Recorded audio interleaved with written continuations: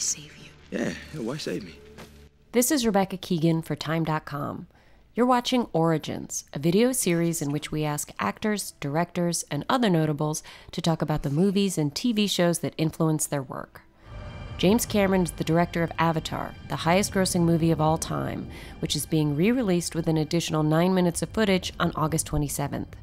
Cameron also directed Titanic, the Terminator movies, and The Abyss.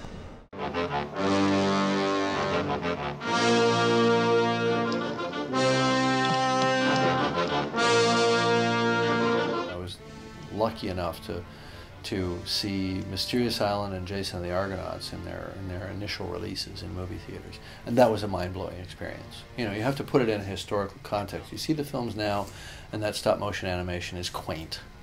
You know, still very imaginative and so on, and you can appreciate it. But at the time, there was no imagery like that until you know, Ray did it. And seeing the skeletons coming out of the ground in Jason and the Argonauts, to me that looked as real, I'm sure, as, let's say, the stuff in Avatar would look to a 6 or an 8-year-old now.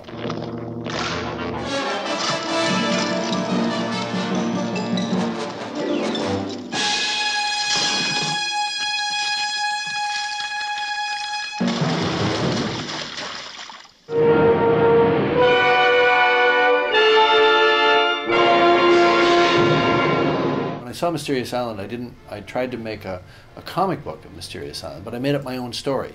I remember there were giant turtles, and they were on a raft, and they were going through a swamp, and it had nothing to do with the movie, but it just triggered a creative response. I wanted to do that type of thing. I didn't want to slavishly be a fan analyzing every frame. I wanted to do that type of thing, and it would set me off.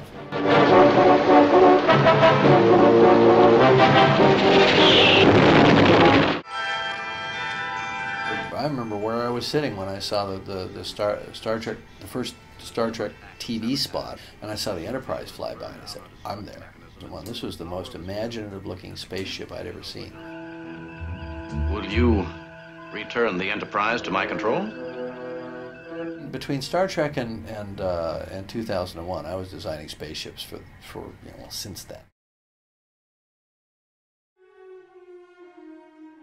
Of course, I studied 2001, but then, you know, I wanted to do a space movie. I wanted to do space shots, figure out how to do it, and, you know, I'd build models and shoot them against black velvet, you know, with an 8mm camera and that sort of thing. It didn't only impress me; it triggered the need to express myself creatively in a similar vein. You know, there was very little dialogue. It was a giant painting, really.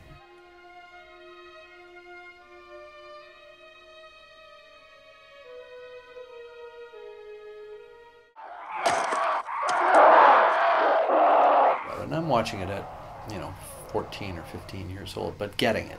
Somehow, subliminally getting that when the Australopithecus throws the bone into the air and it turns into the spaceship, that it's a cognitive connection of technology across a 4 million year gap.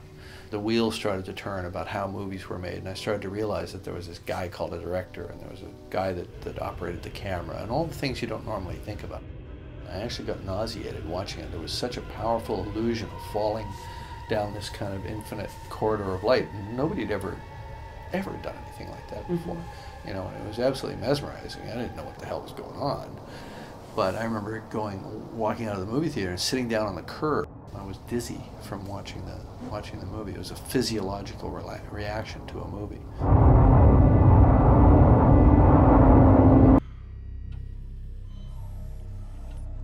If you want to talk about homage to 2001, the whole opening space sequence. So I said, we're going to do a space sequence, and I want it to be as cool as 2001 was in its day, meaning real space, real weightlessness, you know, highly detailed ships, not Hollywood fantasy stuff, but something that feels very plausible. Tommy was the scientist, not me. He was the one who wanted to get shot light years out in space to find the answers. Are we there yet? Yeah, we're there, Sunshine. We're there. Well, what's the answer? She's going to sink, Captain. It's one of those sort of kismet, sort of destiny moments, right? I I look around my shelves, I find the tape, it's sitting there. I have never watched it. It's just sitting there.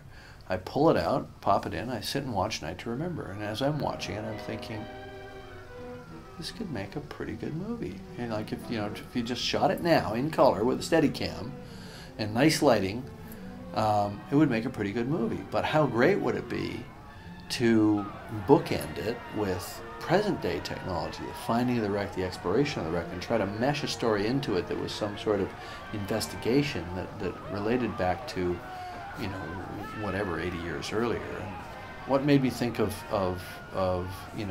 Night to Remember at that moment? It was the germinal moment of thinking of the movie, and I walk into the other room and there's an invitation to a Titanic screening. And it's not like I got a lot of invitations to Titanic screenings, like one in my lifetime up until then.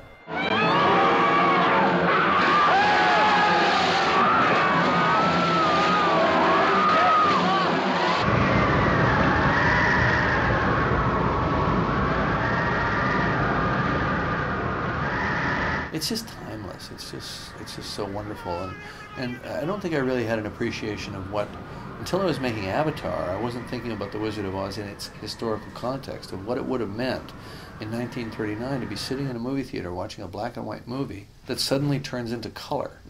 How people must have been blown away by that. It must have been astonishing to them, It's just such a great film that, you wouldn't change a frame of it, even though you see all the mistakes and you know how it was all done, and you can see the wires holding the lion's tail, it's all part of the fun. Are you a good witch or a bad witch? Who, me? I'm not a witch at all. The wicked old witch at last is dead. I mean, it's not a film that I've ever particularly wanted to emulate, really, and I don't even really like musicals. It's part of it is the childhood nostalgia. Part of it is that it holds up as a genius work even after all this time.